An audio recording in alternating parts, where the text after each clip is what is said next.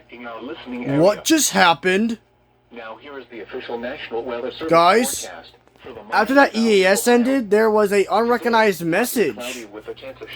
So WR400, Capella CR2W, and Ready Kiss went off. That was weird. Huh. That's never happened. Maybe they clicked something by accident.